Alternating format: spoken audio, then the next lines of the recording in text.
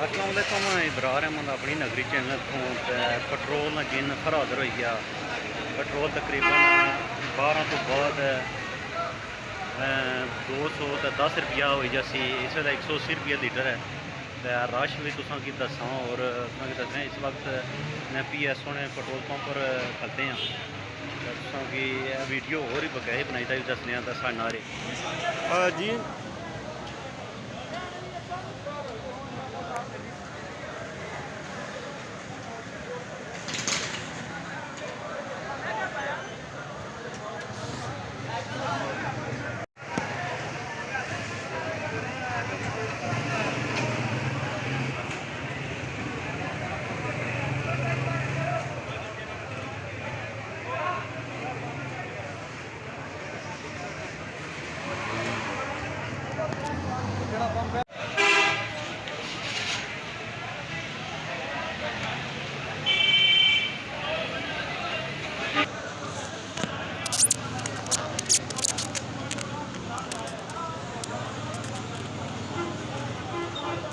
जी नाज़रीन तुम तक्की सकते हो रश जरा पेट्रोल महंगा होने की वजह से इतना ज़्यादा रश है।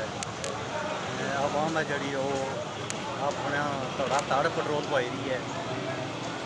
महंगा होने की वजह तो तकरीबन ठीक 12 बजे तो बाद पेट्रोल है जो 200 तो कोई 10 रुपया लीटर हो गया। इस वक्त 180 रुपया लीटर है।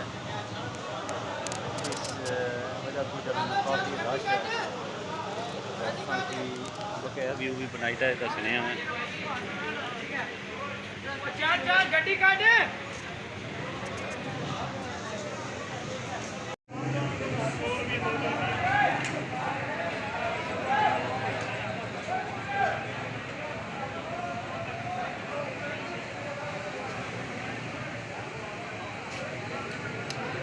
जी नाज़रीन तक्की सकते हो कितना रश है। पेट्रोल ठीक 12 बजे महंगा होने की वजह तो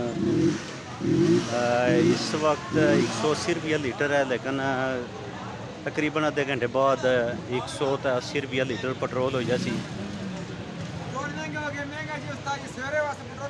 अभी महंगा नहीं हुआ, अभी तकरीबन आधा घंटा है। हाँ तो आप जल्दी करें। इंशाल्लाह डालते हैं यार, क्या करें ना, हुकूमत का बस ये हमारा तबाह कर दिया कर। हाँ जी भाई पेट्रोल डलवा रहे हैं। ये महंगाई नहीं वजह तो जी तक मजदूर लोग जड़े अपने 10-20-30 रुपये बचाने खातर इस वक्त 12 बजे दिल्ली खुआर हो रहे हैं और पेट्रोल बवासन। क्योंकि तक्की सकने ये जना अपने गत्ते वगैरह चुनने लैने तुम मजदूरी करने हो। ठीक है जी। तो ये कितना जना तुम कि पेट्रोल दे छोड़ सन कोई पता उसने हूँ उत्थे जासो तो पता लग सी नहीं। चलो इंशाल्लाह जो ना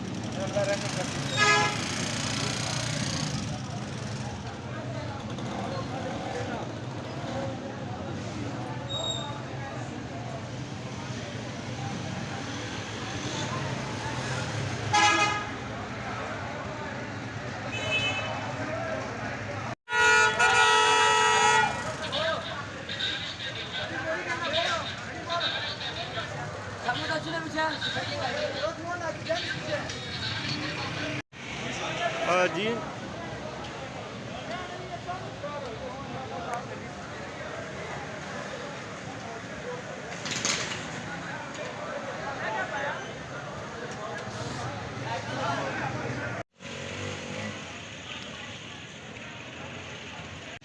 जी नाज़रीन तो ये सूरत हाल है इस वक्त तुसां की जड़ी दसी रहा सा। पार सामने एक अटक पेट्रोल पंप है वो मरहला उन्होंने जना जल्दी जी बंद कर छोड़िया, कोई वजह हो सकनी है। इस वक्त PS ने पेट्रोल पंप खोलिया जिसकी वजह से इतना एक ज़्यादा रश पिया। तो इस नाल इजाज़त चाहता इब्रार अहमद अपनी नगरी चैनल तो तमाम तकने सुनने लें कि खुदा।